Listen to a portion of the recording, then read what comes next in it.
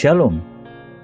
Renungan kali ini berjudul Gaya Hidup Khusus dan Anak-anak Laki-laki dan Perempuan Allah. Bagian 3. Oleh Evangelis Lokamanya Prawiro. Kita sudah membahas hasil spesifik mendengarkan suara Allah tidak ternilai tingginya. Apa hasilnya? Iman. Ini hasil yang jika kita ikuti, sangat berharga mendengar suara Allah. Kita juga berbicara tentang dua istilah Yunani yang diterjemahkan sebagai firman dalam Perjanjian Baru. Pertama, logos, nasihat tidak berubah, kekal, ilahi Allah di surga selama-lamanya. Kita menyadari pikiran terbatas manusia tidak bisa sepenuhnya mengerti logos. Kata kedua, rema, solusi untuk mengatasi keterbatasan pengertian kita akan pikiran dan nasihat Allah.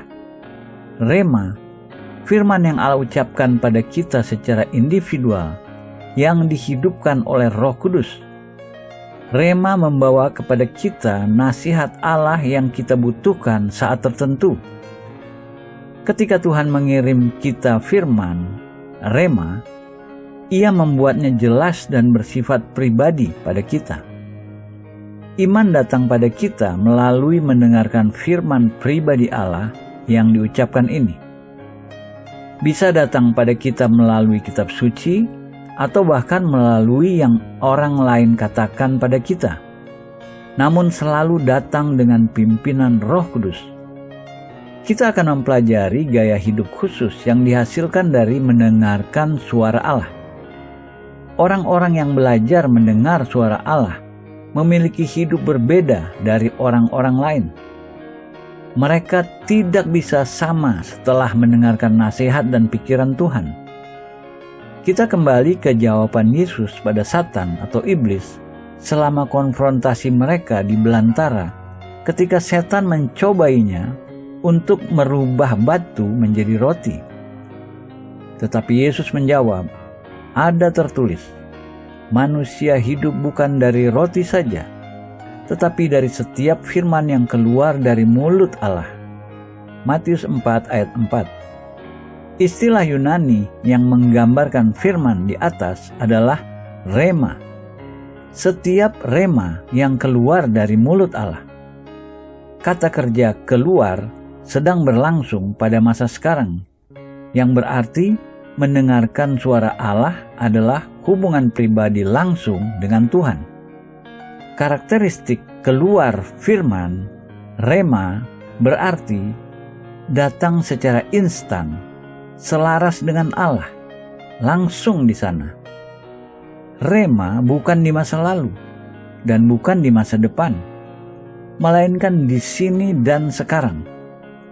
Firman yang kita terima berkelanjutan keluar dari Allah untuk saat itu, untuk waktu itu, untuk situasi itu. Ini jenis firman yang hidup terus-menerus.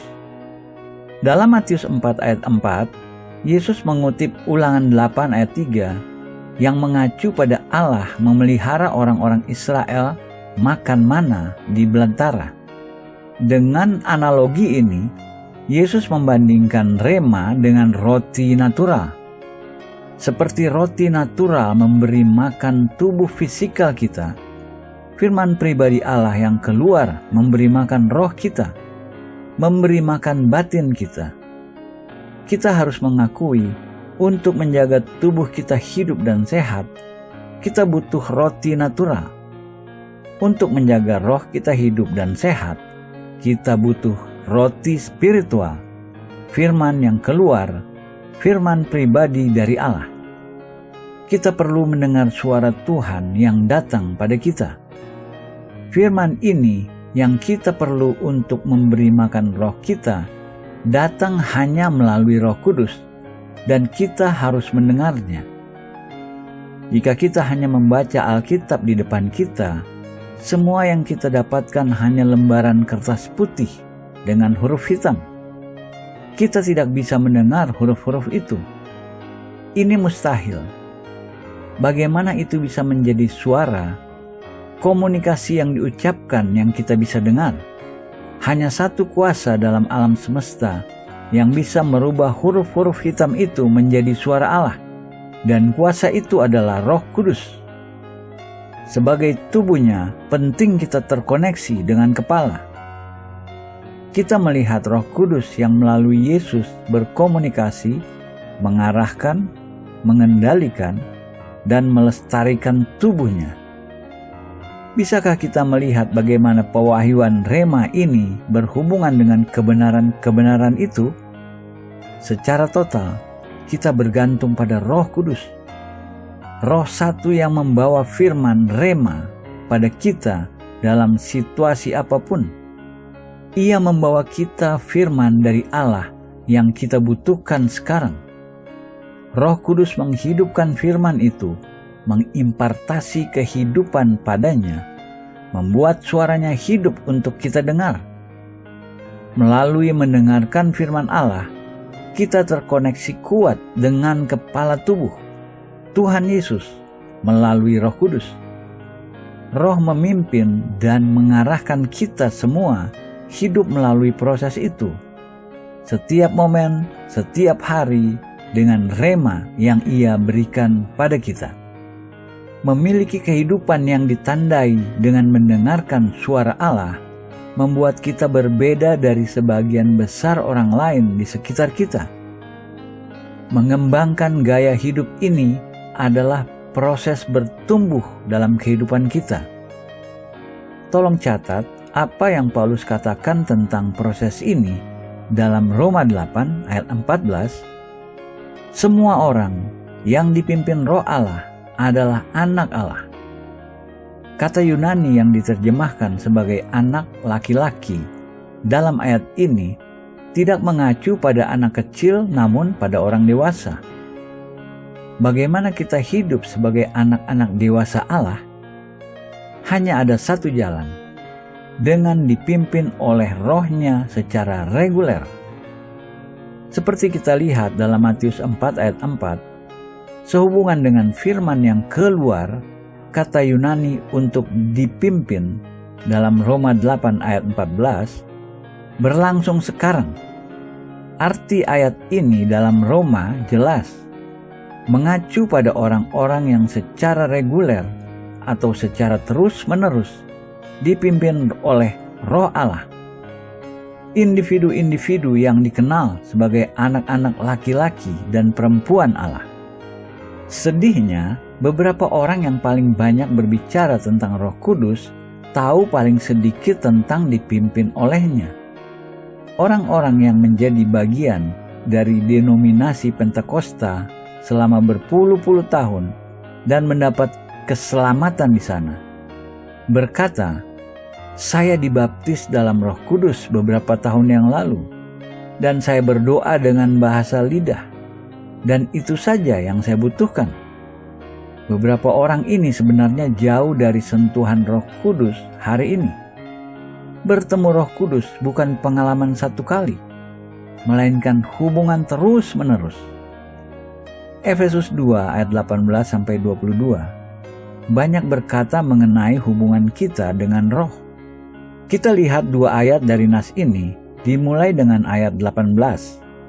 Karena oleh Dia, Yesus, kita kedua pihak, Yahudi dan non-Yahudi, dalam satu roh beroleh jalan masuk kepada Bapa. Ayat ini menyebut semua tiga pribadi Trinitas melalui Yesus dalam satu roh kepada Bapa.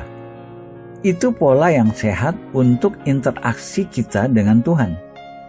Selanjutnya ayat 22 memberi kita deskripsi orang-orang percaya ini. Di dalam Dia, Yesus, kamu juga turut dibangunkan menjadi tempat kediaman atau tempat tinggal Allah di dalam Roh. Melalui Roh, Allah tinggal dalam mereka dalam Yesus. Dalam dua aspek dan arah interaksi itu, ke atas dan ke bawah, penghubungnya adalah Roh Kudus. Jika kita tidak melibatkan Roh Kudus, tidak ada koneksi. Kita bisa memiliki semua macam doktrin bagus dan aktivitas agamawi. Namun jika Roh Kudus tidak di sana, kita tidak memiliki kontak dengan Bapa. Roh satu-satunya jalan, melaluinya kita bisa memiliki akses pada Bapa. Jadi apa yang membuat kita anak-anak laki-laki dan perempuan Allah dipimpin oleh Roh Kudus? Ada banyak cara berbeda di mana Roh Kudus bekerja dalam hidup kita. Mari kita pelajari dua dari cara itu. Pertama, kita dilahirkan kembali oleh Roh Kudus menjadi anak-anak baru lahir, bayi-bayi dalam Kristus. Dalam surat pertamanya, Petrus berkata, "Dan jadilah sama seperti bayi yang baru lahir, yang selalu ingin akan air susu yang murni dan yang rohani." 1 Petrus 2 ayat 2. Kita mulai sebagai bayi baru lahir yang menginginkan air susu, firman Allah. Namun menginginkan firman saja tidak membuat kita menjadi anak-anak laki-laki dan perempuan dewasa Allah. Kita menjadi dewasa hanya dengan dipimpin oleh Roh Kudus. Semua yang dipimpin Roh Allah adalah anak-anak laki-laki dan perempuan Allah. Mereka bukan bayi, bukan anak-anak, melainkan dewasa. Tolong catat lagi bahwa dipimpin oleh Roh ini realita terus-menerus saat ini. Semua yang terus-menerus dipimpin oleh Roh Allah. Ini bukan sesuatu yang hanya terjadi sekali. Bukan juga sesuatu yang kita alami sekali seminggu di kebaktian gereja. Namun terus-menerus setiap waktu dalam kehidupan kita sehari-hari. Roti tiap hari kita. Kita dipimpin sementara kita mendengar suara Tuhan melalui Roh Kudus. Sementara kita mendengar suaranya, kita menerima pengarahan untuk hidup kita. Gaya hidup yang digambarkan di atas menerima firman Allah sebagai roti tiap hari kita. Memiliki Roh Kudus berbicara pada kita secara pribadi adalah gaya hidup Yesus sendiri. Kristus bukan hanya mengkhotbahkan cara hidup ini, namun ia juga mempraktikannya. Dalam Yesaya 50 ayat 4-7 ada gambaran nubuatan indah kehidupan Tuhan kita di bumi. Digambarkan pelayanannya dan hubungan tiap hari terus-menerus dengan Allah Bapa. Yesus pembicara dalam nas ini. Dimulai, Tuhan Allah telah memberikan kepadaku lidah seorang murid, supaya dengan perkataan aku dapat memberi semangat baru kepada orang yang letih lesu. Yesaya 50 ayat 4. Kita tahu Yesus bisa mengatakan firman yang menopang orang yang letih lesu. Bagaimana itu dibuat mungkin? Setiap pagi ia mempertajam pendengaranku untuk mendengar seperti seorang murid. Ayat 4. Itu rahasia Yesus. Allah mempertajam kupingnya setiap pagi. Ia mendengar suara Bapanya berbicara padanya, menuntunnya, dan memberinya instruksi dan kekuatan untuk hari itu. Kita membaca lebih tentang proses ini dalam Yesaya 4 ayat 5. Tuhan Allah telah membuka telingaku, dan aku tidak memberontak, tidak berpaling ke belakang. Dalam ayat selanjutnya, kita memiliki gambaran nubuatan sangat jelas Yesus dalam penderitaannya. Aku memberi punggungku kepada orang-orang yang memukul aku, dan pipiku kepada orang-orang yang mencabut janggutku. Yesaya 50 ayat 6. Kenapa Yesus bersedia memikul semua itu? Bagaimana ia menerima kekuatan untuk itu? Ini jawabannya. Dengan mendengarkan suara Bapa. Setiap pagi Yesus mendengar dari Bapanya sebelum ia mengkomunikasikan pada umat manusia. Yesaya 50 ayat 7 melanjutkan berbicara tentang hasil dari hubungan dewasa ini dengan Bapa. Tetapi Tuhan Allah menolong aku, sebab itu aku tidak mendapat noda. Sebab itu aku meneguhkan hatiku seperti keteguhan gunung batu, karena aku tahu bahwa aku tidak akan mendapat malu. Dari nas dalam Yesaya ini, mari kita ringkas apa yang Yesus alami sebagai hasil mendengarkan Bapa setiap hari. Pertama, ia memiliki perkataan untuk memberi semangat baru kepada orang yang letih lesu. Kedua, ia mempertajam pendengaran untuk mendengar pengarahan pribadi darinya sendiri. Ketiga, memperoleh ketaatan. Aku tidak memberontak, tidak berpaling ke belakang.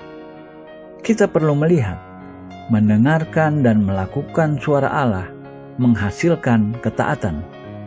Keempat, ia menerima kekuatan melalui semua yang ia harus pikul. Ia memerlukan lebih dari kekuatan manusia. Ia butuh pemberdayaan supernatural. Bagaimana ia menerimanya? Melalui mendengarkan suara Bapa. Kelima, ia menerima kebulatan tekad. Dalam ketaatannya, Yesus berkata, "Sebab itu aku meneguhkan hatiku seperti keteguhan gunung batu, karena aku tahu bahwa aku tidak akan mendapat malu." Yesus mendapatkan semua hasil-hasil ini dengan mendengarkan suara Bapa. Bahkan lebih luar biasa bagi kita kebenaran ini. Dengan mendengarkan suara Roh Kudus, kita akan menerima hasil-hasil yang sama seperti yang Yesus terima. Ketika kita mengkultivasi kebiasaan membiarkan Tuhan membangkitkan kuping kita setiap pagi, kita akan mengalami apa yang Yesus alami. Ketika kita mulai mendengarkan suara Bapa setiap hari, kita akan hidup seperti anak-anak laki-laki dan perempuan Allah yang dipimpin oleh Roh-Nya. Mari kita berdoa minta keinginan kita pada Tuhan. Tuhan, saya ingin hidup mendengarkan suara-Mu setiap langkah. Tolong Engkau buka kuping saya setiap pagi. Biarkan saya mendengar suara-Mu dan tolong saya mentaati apa yang Engkau katakan pada saya. Ini doa saya, Tuhan. Tolong penuhi permohonan saya dengan kuasa Roh Kudus. Dalam nama Yesus. Amin.